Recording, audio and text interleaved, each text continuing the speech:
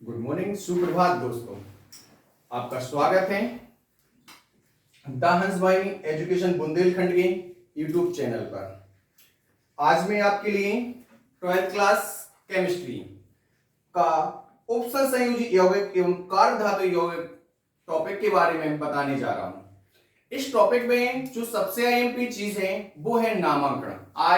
IUPAC नामांकन, जो MP board 12th class में 4 मार्क्स का आता ही आता है 101%। इस चैनल के माध्यम से मैं आपके लिए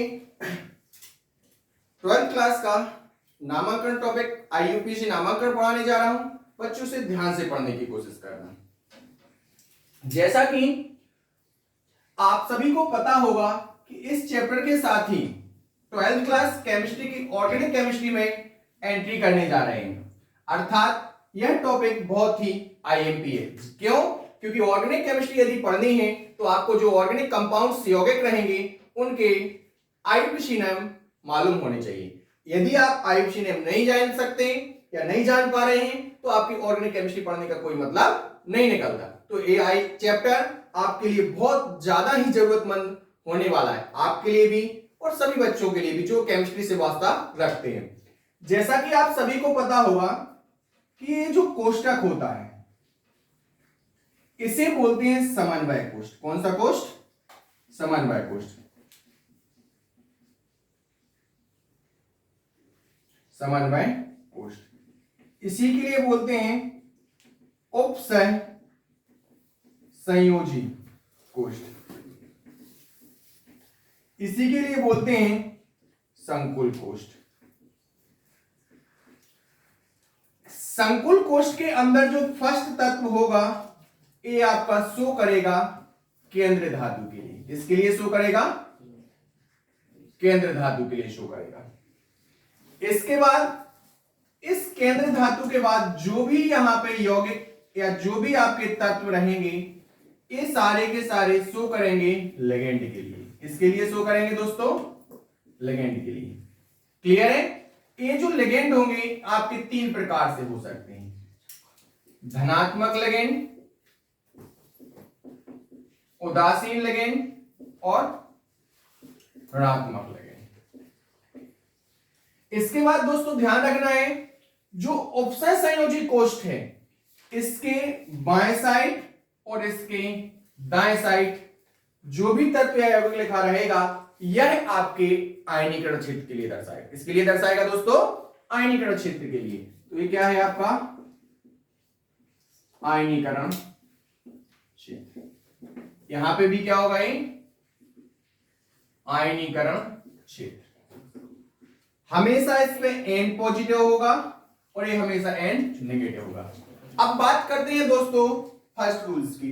आईयूपीएसी नामांकन का फर्स्ट रूल्स है, ध्यान रखना। पहले तो बात करते हैं IUPAC, international union pure applied chemistry, अर्थात international union of pure and applied chemistry. ये IUPAC का क्या होता है?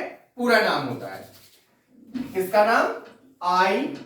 IUPAC, international union of pure applied and chemistry.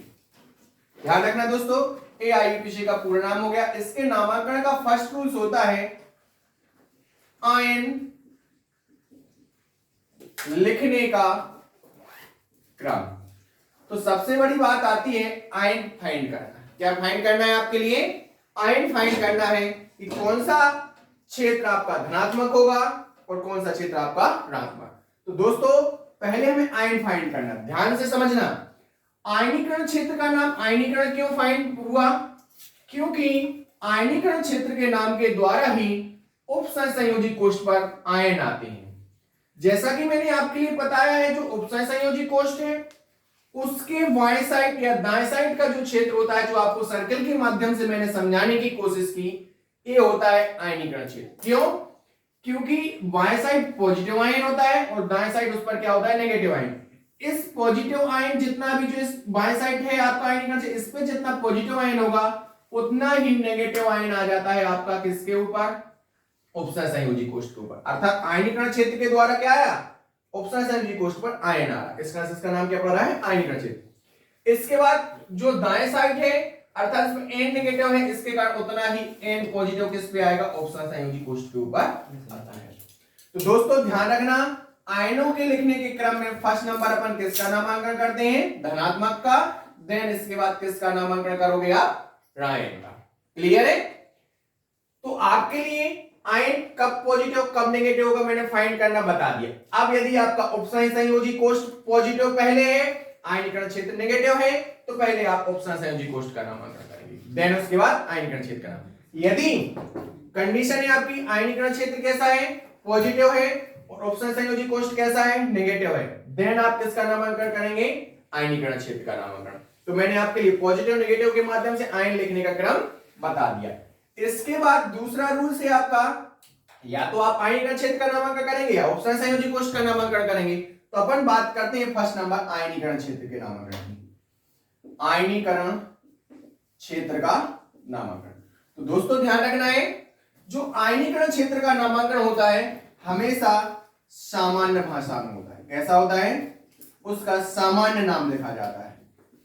अब कौन सा सामान्य नाम, तो ध्यान रखना दोस्तों, अभी जब मैं आपके लिए लिगेंड पढ़ाऊंगा तो उसमें लिगेंड के आपके लिए टेबल पढ़ाऊंगा जिसमें उसके तत्व या कुछ यौगिक रहेंगे जिनके आईयूपीएसी नेम, साधारण नेम, संकेत और क्या प्लस माइनस चार्ज होता है, ये सारी चीजें बताएंगे। तो यहाँ पे कौन सा नाम आना है, उसका साधारण नाम अर्थात सामान्य नाम आना है। एक बहुत ही काम की चीज, ध्यान देने योग्य चीज है, आयनीकरण क्षेत्र के नामांकन में संख्यात्मक पूर्व लग्न का प्रयोग नहीं करते। किसका, संख्यात्मक पूर्व लग्न का प्रयोग नहीं करते दोस्तों, इसका संख्यात्मक पूर्व लग्न का प्रयोग नहीं करते। इसके बाद बात आती है थर्ड, उपसंयोजी संयोजी कोष्ठ का नामकरण। इसका उपसंयोजी संयोजी कोष्ठ का नामकरण। तो ध्यान रखना, जो उपसंयोजी संयोजी कोष्ठ होता है अर्थात बड़ा कोष्ठक होता है, फर्स्ट नंबर इसमें किसका नामांकन करते हैं, लिगेंड का नामांकन करते हैं। किसका दोस्तों, लिगेंड का नामांकन करते हैं। देन उसके बाद केंद्रीय धातु का नामांकन करते हैं। और ध्यान रखना दोस्तों, केंद्र धातु के नाम के जस्ट बाद उसकी ऑक्सीकरण संख्या को छोटे कोष्ठक में रोमन पद्धति में लिखेंगे। किस पद्धति में लिखते हैं, रोमन पद्धति में लिखेंगे। क्लियर है? फर्स्ट नंबर आयन लिखने का क्रम, पहले धनात्मक का फिर ऋणात्मक का, फिर उसके बाद आयनीकरण क्षेत्र। आयनीकरण क्षेत्र को हमेशा सामान्य नाम लिखते हैं, संख्यात्मक पूर्व का प्रयोग नहीं करते। देन उसके बाद उपसंयोजी संयोजी कोष्ठ का नामकरण, उपसंयोजी संयोजी कोष्ठ के नामकरण पहले लिगेंड का नामकरण, फिर केंद्र धातु का नामकरण, और केंद्र धातु के नामकरण के पश्चात जस्ट उसकी ऑक्सीकरण संख्या को छोटे कोष्ठक में रोमन पद्धति में लिखेंगे। अब बात आती है लिगेंड के प्रकार और लिगेंड के धनात्मक लिगेंड और ऋणात्मक लिगेंड के नाम के अंत में क्या जोड़ते हैं क्या नहीं, और साथ में केंद्र धातु के नामकरण की। तो ध्यान रखना दोस्तों, यदि बात करते हैं लिगेंड की, किसकी बात करते हैं, लिगेंड की, तो लिगेंड की मैं आपके लिए टेबल बता रहा हूं। क्या बता रहा हूं, टेबल। इसके लिए ध्यान से समझना। लिगेंड के नामकरण में बात करें तो जो आपका लिगेंड है, क्या है आपका लिगेंड, ये कितने प्रकार का होता है, 3 प्रकार का, ऋणात्मक, धनात्मक और आपका उदासीन। तो ध्यान रखना दोस्तों, ऋणात्मक लिगेंड के नाम के अंत में ओ लगाते हैं। क्या लगाते हैं, ओ। धनात्मक लिगेंड के नाम के अंत में इयम लगाते हैं। क्या लगाते हैं, इयम। और उदासीन लिगेंड के नाम के अंत में किसी भी विशेष प्रकार के वर्ड का प्रयोग नहीं किया जाता, उसमें केवल और केवल उसके जो सामान्य नाम है या जो भी मैं उसको नाम आपको दूंगा उन्हीं को लिखना है, किसी भी ओ एम आदि वर्ड का प्रयोग नहीं करना। तो बात करते हैं आप ऋणात्मक लिगेंड की, किसकी, ऋणात्मक लिगेंड की। ध्यान रखना, यहां पे क्या आ जाएगा, ऋणात्मक लिगेंड, यहां पे देखो ऋणात्मक लिगेंड की बात करते हैं, है ना। तो यहां पे ऋणात्मक लिगेंड का कौन सा नाम आ जाएगा, साधारण नाम, यहां पे आ जाएगा संकेत और आयन, और यहां पर आ जाएगा उसका आईयूपीएसी नाम। कौन सा, आईयूपीएसी नाम। ध्यान से समझना। जैसे फर्स्ट नंबर मैंने आपके लिए लिया साधारण में क्लोराइड, क्या लिया? क्लोराइड। क्लोराइड का संकेत क्या होता है? Cl। चार्ज कितना होता है? माइनस। आईयूपीएसी क्या होगा? क्लोरो। दूसरा हमने लिया फ्लोराइड। क्या लिया? क्लोराइड। क्लोराइड पे माइनस संकेत होता है, माइनस संकेत होता है F, चार्ज होता है -1। इसका आईयूपीएसी है आपका फ्लोरो। इसके बाद आपके बहुत सारे हैं, जैसे मान के चलो मैंने ले लिया आपका साइनाइड। क्या ले लिया? साइनाइड। दिख रहा है क्या यहां पे? साइनाइड। साइनाइड का संकेत होता है Cn माइनस, आईयूपीएसी हो जाएगा आपका साइनो। इसके बाद होता है हमारा आइसोसाइनाइड। आइसोसाइनाइड।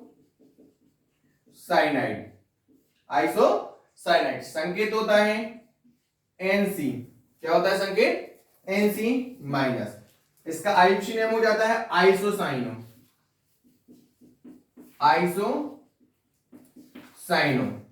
बच्चा इसमें आपके लिए कॉपी किताब, कॉपी को सामने रखना है, कॉपी को मतलब खोल के रखना है और पेन से, कॉपी पेन से उसको नोट्स बनाते जाना है ना। इसके बाद जो नेक्स्ट है आपका लिगेंड, वो है थायो आइसोसाइनो। क्या है? थायो आइसोसाइनाइड। इसका जो संकेत होता है SCN माइनस होता है, और इसका जो आईयूपीएसी नेम चलेगा थायो आइसोसाइनाइडो। क्या चलेगा आपका? साइनाइडो नहीं, थायो आइसोथायोसाइनेटो। क्या चलेगा? साइनेटो। ध्यान रखना, साइनो साइनो नहीं रहेगा, आइसो थायो आइसोसाइनेटो। यदि इसके बाद बात करते हैं ब्रोमीन की, किसकी बात करते हैं? ब्रोमीन। ब्रोमीन का संकेत हो जाएगा Br माइनस, और इसको आईयूपीएसी नेम में लिखेंगे ब्रोमो। क्या लिखेंगे? ब्रोमो। इसके बाद बात करते हैं एन नाइट्रो, मतलब इसका जो साधारण नाम है नाइट्रेट है। क्या है आपका? नाइट्रेट। नाइट्रेट। नाइट्रेट का जो संकेत है वो है NO3। NO3 पे कितना होता है? -1 चार्ज होता है, और इसका जो नाम होगा आपका नाइट्रेटो। क्या हो जाएगा? नाइट्रेटो। इसके बाद करते हैं बात NH2। NH2 पे जो चार्ज होता है -1 होता है, इसका नाम क्या लिखना? एमिडो। एमिडो, एमाइड। एमाइड। इसका संकेत हो जाएगा NH2 माइनस, और इसका नाम क्या लिखोगे? इमिडो। इमिडो। ये तो आपके कुछ ऋणात्मक लिगेंड हुए, जैसे क्लोराइड Cl संकेत chloro, fluoride F minus fluoro, cyanide Cn minus cyano, isocyanide Nc minus isocyano, thio isocyanide SCN minus isothiocyanato. इसके पश्चात ब्रोमीन Br ब्रोमो।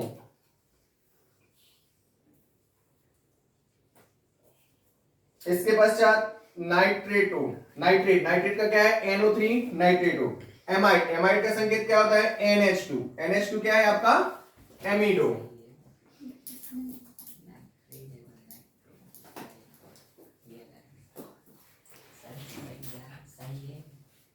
इसके बाद आगे बात करते हैं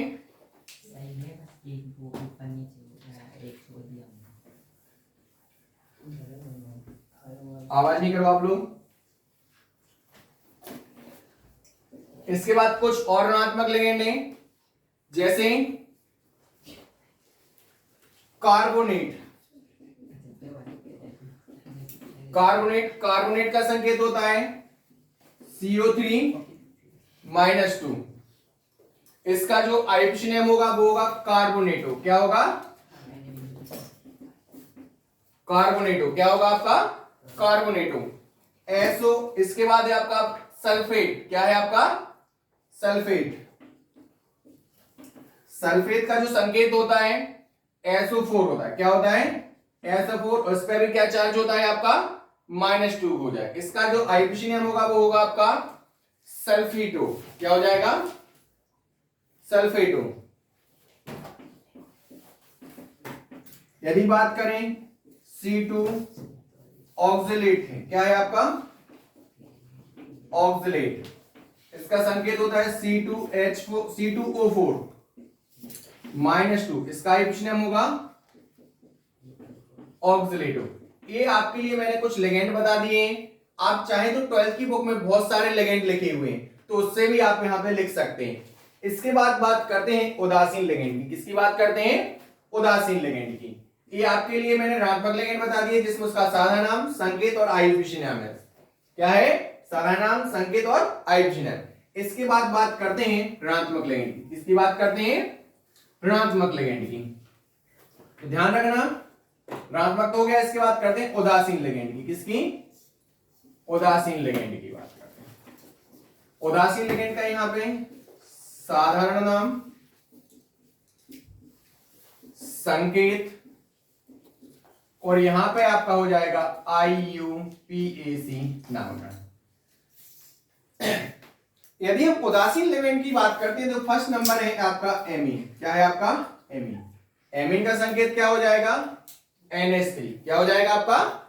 NH3। NH3 है जो इसका आईपीसी नेम भी क्या होता है? एमीन।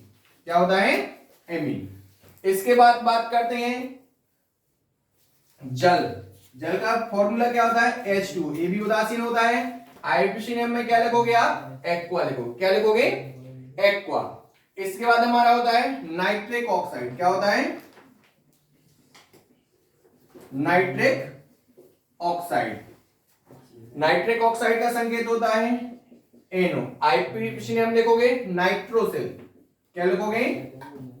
नाइट्रोसिल। ध्यान रखना दोस्तों, ये जो मैं आपके लिए धनात्मक, उदासीन, ऋणात्मक लेगेंड बताऊंगा, मैं IMPI भी लिख रहा हूं, जो आपके क्वेश्चन में आगे प्रैक्टिस में भी मिलेंगे। तो ध्यान रखना, बहुत ध्यान से पढ़ना। बहुत IMP टॉपिक है, एग्जाम की दृष्टि से भी और ऑर्गेनिक केमिस्ट्री की दृष्टि से भी।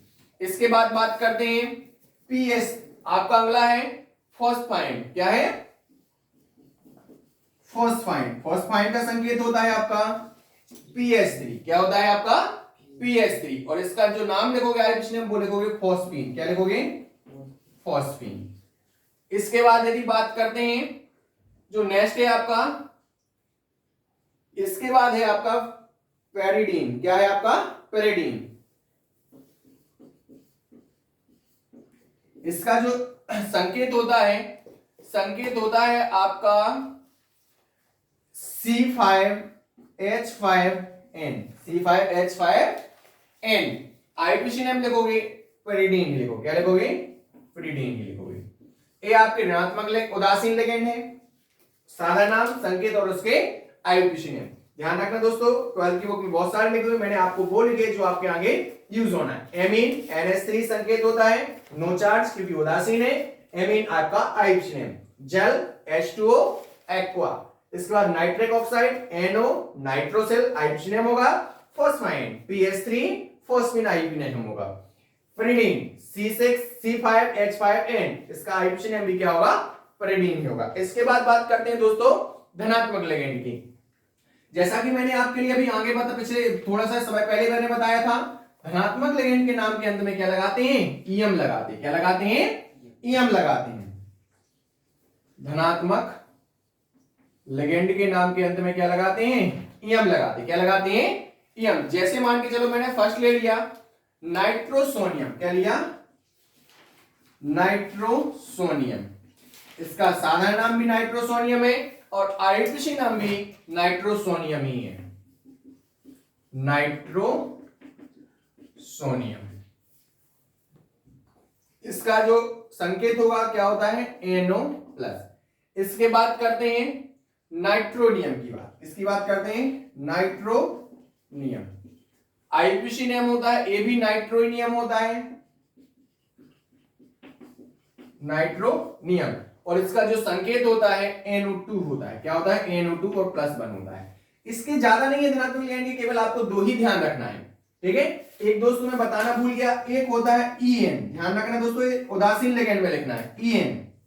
ईएन का जो नाम होता है एथिलीन डाइएमीन, क्या होता है, एथिलीन डाइएमीन। ये आपका उदासीन लिगेंड में ऐड करना है, किसमें ऐड करना है, उदासीन लिगेंड में दोस्तों। जैसा मैंने आपके लिए लिगेंड के बारे में बताया, पहले नंबर ऋणात्मक लिगेंड के बारे में, उदासीन लिगेंड के बारे में और धनात्मक लिगेंड के बारे में बताया। अर्थात आपको लिगेंड लिखने का क्रम मैंने बता दिया, अल्फाबेट क्रम का प्रयोग करते हैं। धनात्मक ऋणात्मक लिगेंड हो तो उनके नाम के साथ ऋणात्मक लिगेंड के साथ तो धनात्मक लिगेंड के साथ यम और उदासीन लिगेंड के साथ किसी भी विशेष प्रकार के वर्ड का प्रयोग नहीं किया जाता। उसमें जो वर्ड दिया रहेगा आपका आयुष्य में उसी के लिए यूज करना है। तो मैंने आपके लिए लिगेंड लिखने का क्रम बता दिया।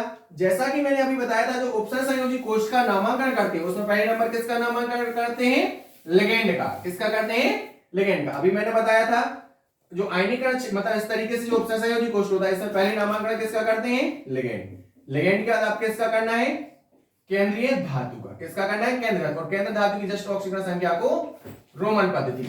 तो बात आती है लिगेंड के नामांकन की, जो मैं आपके लिए बता चुका। इसके बाद है केंद्र धातु। इसके पहले यदि आपके लिए वीडियो पसंद आ रहा हो, मजा आ रहा हो और कुछ सीख रहे हो तो लाइक एंड सब्सक्राइब करें तथा दोस्तों में और जो आपके क्लासमेट्स हैं शेयर करें। इसके बाद बात करते हैं केंद्र धातु की।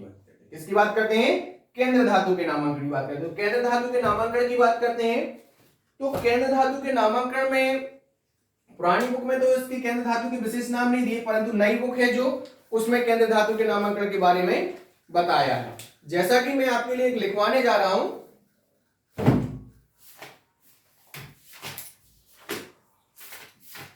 इसमें बहुत सारे केंद्र धातु के नामांकन के बारे में बताया गया है, ध्यान रखना। जैसे मान के चलो स्पेशल नेम है, यहां पे केंद्र धातु आ जाएगा, उसका यहां पे क्या आ जाएगा, संकेत, और यहां पे आ जाएगा IUPAC नाम, स्पेशल नाम है। तो यदि हम केंद्र धातु के नामांकन की बात करें तो ध्यान रखना, पहले तो समझने योग्य चीज है, जो केंद्र धातु का नामांकन होता है वो डिपेंड करता है उपसय संयोजी यौगिक के आयन दिए रहते ना, जो अब धन या ऋण इनके ऊपर डिपेंड करता है। ठीक है, तो केंद्र धातु का जो नाम होता है वो डिपेंड करता है आपका उपसय संयोजी कोष्ठ के आयन के ऊपर। यदि आयन है जो धनात्मक है या उदासीन है, क्या है, धनात्मक है या उदासीन है, तो केंद्र धातु के नाम के साथ किसी भी विशेष प्रकार के वर्ड का प्रयोग नहीं किया जाता। उसका जो नाम होता है संकेत में उसी के लिए प्रयोग करते हैं। परंतु यदि यह आयनीकरण जो आयन है ये कैसा है, ऋणात्मक है। कैसा है आपका, ऋणात्मक है। तो ध्यान रखना, केंद्र धातु है जो उसके नाम के साथ क्या लगाते हैं, 8 लगाते हैं। क्या लगाते हैं, 8 लगाते हैं। ध्यान रखना दोस्तों, जो केंद्र धातु का नामांकन है ये डिपेंड करता है, जो केंद्र धातु है, केंद्र धातु का जो नामांकन है वो डिपेंड करता है उपसय संयोजी कोष्ठ के आयन पर। किस पर डिपेंड करता है, उपसय संयोजी कोष्ठ के आयन पर डिपेंड करता है। यदि उपसय संयोजी कोष्ठ का जो आयन है, दोस्तों एक मिनट, इंक खत्म हो गई है।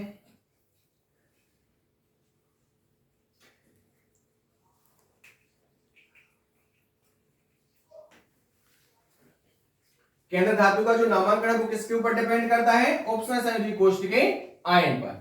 यदि आपका आयन धनात्मक है या फिर उदासीन तो केंद्र धातु के नाम के साथ किसी भी विशेष प्रकार के शब्द का प्रयोग नहीं होगा। और यदि आयन कैसा है, ऋणात्मक है। कैसा है, ऋणात्मक, तो इसके नाम के साथ क्या लगाते हैं, 8 लगाते हैं। क्या लगाते हैं, 8। क्लियर है। परंतु कुछ धातुएं ऐसी होती हैं जिनके नाम के साथ 8 न लग के कुछ विशेष प्रकार के नाम होते हैं, जो मैं आपको एक एक करके यहां पे लिखवा रहा हूं। जिसके पहले नंबर बात करते हैं लेड की। किसकी बात करते हैं, लेड। संकेत होता है Pb और इसका जो आयुर्वेदिक नेम होता है ये होता है प्लम्बेट। क्या होता है आपका, प्लम्बेट। इसके बाद है गोल्ड का जो संकेत होता है वो Au होता है। क्या होता है, Au। और जो Au का रियल नाम है वो है ऑरेट। क्या है आपका, ऑरेट। इसके नाम को आईयूसीएन नेम क्या लिखेंगे? ऑरेट। गोल्ड का संकेत क्या होता है? एयू, और आईयूसीएन नेम क्या लिखोगे आप? ऑरेट लिखोगे। इसके बाद बात करते हैं जिंक। जिंक का संकेत क्या होता है? जेड, और इसका आईयूसीएन नेम क्या हो जाएगा? जिंकेट हो जाएगा। क्या हो जाएगा? जिंकेट। इसके बाद नेक्स्ट है टिन। टिन का संकेत क्या होता है? एसएन। इसका नाम लिखेंगे आईयूसीएन नेम स्टेटनेट। क्या लिखेंगे? स्टेटनेट। इसके बाद जो नेक्स्ट है सिल्वर। सिल्वर का आपका संकेत क्या होता है? एजी। क्या होता है? एजी। एजी का जो आईयूसीएन नेम होगा वो क्या हो जाएगा? अर्जेंटेट। क्या हो जाएगा? अर्जेंटेट। इसके बाद बात करते हैं कोबाल्ट की। केंद्र धातु क्या है आपकी? कोबाल्ट। कोबाल्ट का संकेत क्या होता है? कैपिटल सी स्मॉल ओ। इसका जो आईयूसीएन नेम हो जाएगा वो क्या हो जाएगा? कोबाल्टेट। क्या हो जाएगा? कोबाल्टेट। इसके बाद बात करते हैं आयरन की। आयरन, आयरन का जो संकेत होता है एफी, और इसका जो आईयूसीएन नेम होगा फेरेट होगा। क्या होगा आपका? फेरेट। इसके बाद बात करते हैं कॉपर की। किसकी बात करते हैं? कॉपर। तो कॉपर का संकेत क्या होता है? सीयू, और इसका जो आईयूसीएन नेम होता है क्यूप्रेट। कॉपरेट नहीं होगा दोस्तों, क्यूप्रेट। क्यूप्रेट। इसके बाद बात करते हैं प्लेटिनम। Platinum, platinum. प्लेटिनम का जो संकेत होता है वो होता है पीटी, और इसका जो आईयूसीएन नेम हो जाएगा प्लेटिनेट हो जाएगा। क्या हो जाएगा? प्लेटिनेट। दोस्तों ये मैंने आपके लिए केंद्र धातु बता दी, उसके संकेत बता दिए, और उसके आईयूसीएन नेम बता दी। एक बार और रिवाइज करते हैं मैं और आप साथ में। लेड संकेत होता है पीबी, नाम क्या लिखोगे? IUC plumbate. गोल्ड संकेत होगा एयू, आईयूसीएन नेम क्या होगा? ऑरेट। केंद्र धातु जिंक, संकेत जेडएन, आईयूसीएन नेम होगा जिंकेट। केंद्र धातु टिन, संकेत एसएन, आईयूसीएन नेम स्टेनेट। केंद्र धातु सिल्वर, संकेत हो जाएगा एजी, नाम हो जाएगा आईयूसीएन नेम अर्जेंटेट। केंद्र धातु कोबाल्ट, संकेत सीयू, आईयूसीएन नेम कोबाल्टेट। केंद्र धातु आयरन, संकेत एफई, नाम फेरेट। साधारण नाम क्या रहेगा केंद्र धातु का? कॉपर, संकेत क्या होगा? सीयू, आईयूसीएन नेम क्या हो जाएगा? क्यूप्रेट। केंद्र धातु है प्लेटिनम, संकेत है पीटी, और यहाँ पे जो आपका आईयूसीएन नेम होगा वो हो जाएगा प्लेटिनेट। यहां तक दोस्तों मैंने आपके लिए एक एक करके जो नामांकन के सभी रूल्स हैं, सभी रूल्सों के लिए क्या कर दिया है? बता दिया है। एक बार मैं और दोस्तों रिवीजन करता हूं, ध्यान रखना।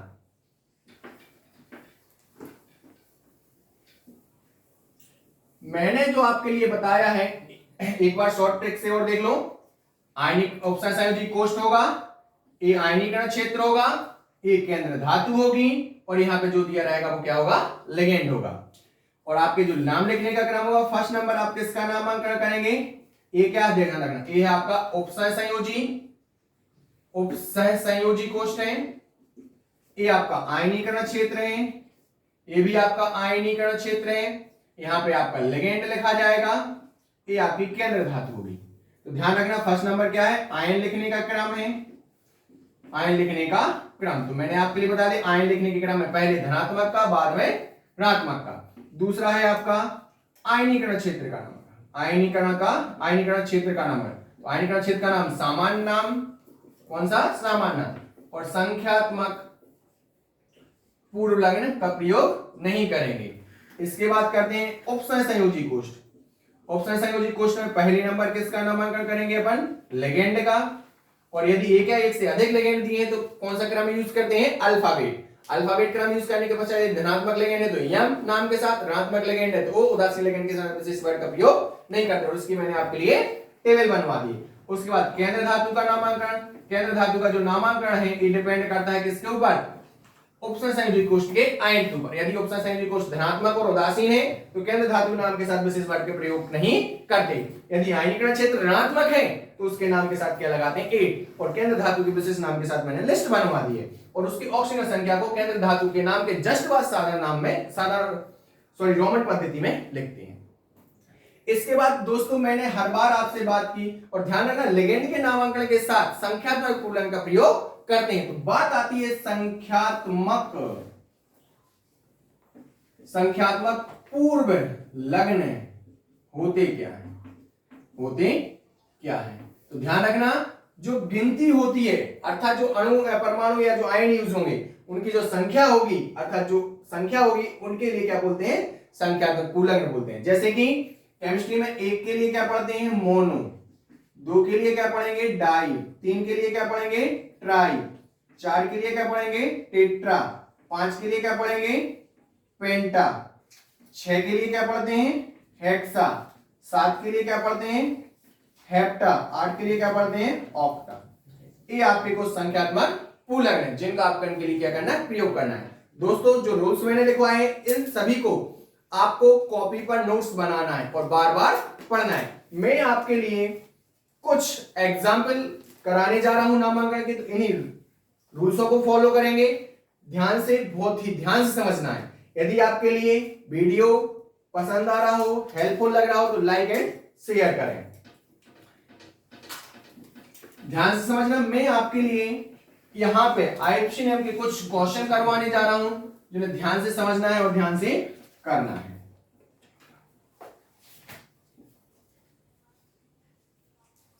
जैसे कुछ नामांकन के रूल्स हैं, रूल्स नहीं सॉरी एग्जाम्पल हैं। फर्स्ट दिया है Cr Cl2 H2O का होल 4 ब्रैकेट क्लोज Cl। इसके बाद जो नेक्स्ट दिया है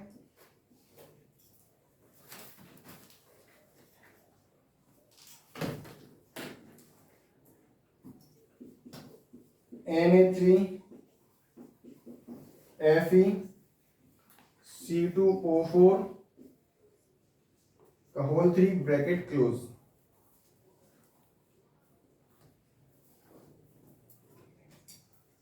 इसके बाद जो नेक्स्ट दिया है MnH2 का होल 6 SO4। ये आपको मैंने तीनों टाइप के तीनों क्वेश्चन लिख लिए हैं, एक एक करके समझना है। ध्यान रखना दोस्तों, यदि हम फर्स्ट के नामांकन की करने की बात करें तो फर्स्ट के नामांकन में आप ध्यान से समझिएगा। फर्स्ट जो क्रम था मैंने बोला था आयन लिखने का क्रम, तो पहले नंबर अपन के लिए क्या फाइंड करना है, आयन। तो आयन किससे क्लियर होंगे, आयनीकरण क्षेत्र से। इस क्वेश्चन में देखा जाए तो हमें आयनीकरण क्षेत्र दाएं साइड दिया है, क्लोरीन। क्लोरीन पे कितना माइनस होता है, 1। तो 100% जो इसमें माइनस है वही कहां पे आ जाएगा, ऑप्शन संयोजी कोष्ठ पे प्लस हो जाएगा। क्लियर। तो अपन के लिए आयनीकरण क्षेत्र ऑप्शन संयोजी कोष्ठ में धनात्मक क्या मिला, ऑप्शन संयोजी कोष्ठ, और आयनीकरण क्षेत्र क्या है, माइनस। तो मैंने आयन के लिखने के क्रम में बोला था फर्स्ट नंबर धनात्मक।